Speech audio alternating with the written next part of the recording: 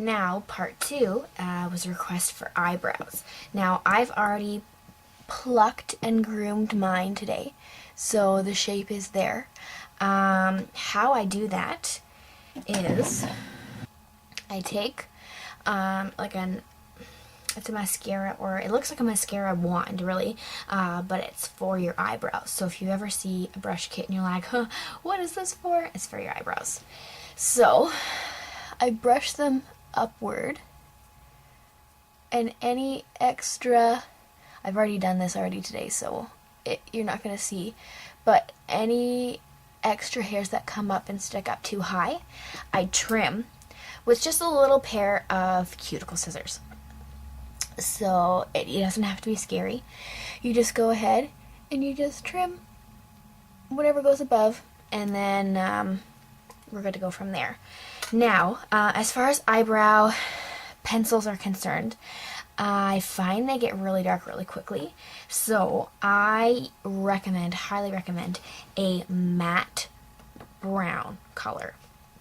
And try not to go outside of your natural eyebrow at all, because then you start looking bizarre.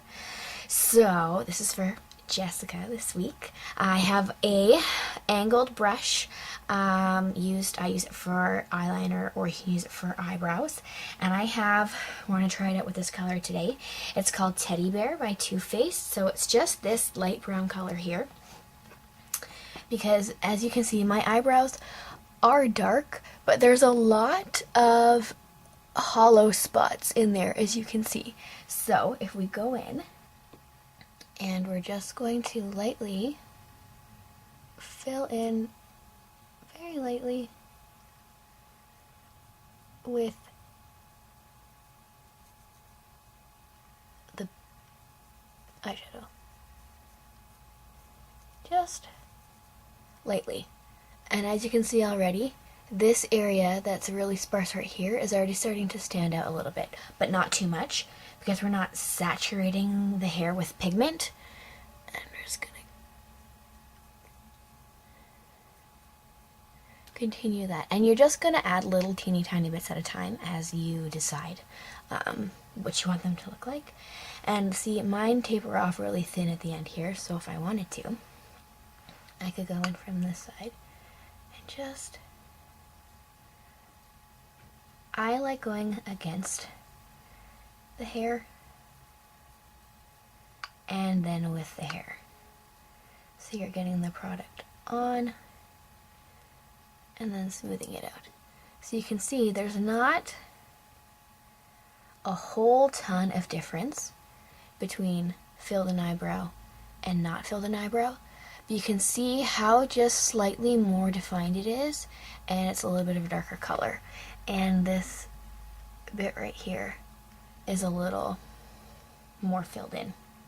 Now, if I wanted to, because I don't wax or pluck the top of my eyebrows, I have a very specific arch that follows my natural line, I can fill in a little bit on the top right here, because it blends in with the hair that's there, and just extend them and make them just that little teensy fraction of a bit bigger. We don't want drag queen eyebrows, we just want natural filled in eyebrows.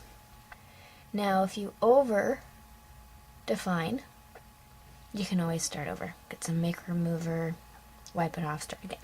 And after they're all filled in, I do have an eyebrow gel that I use, and it just basically looks like clear mascara. I just brush them, and it just kind of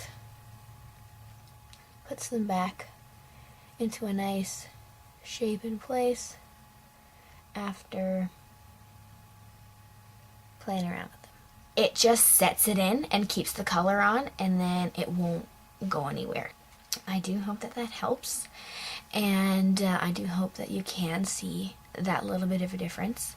When plucking and grooming, you always want to be sure. You may notice that my eyebrows are slightly uneven.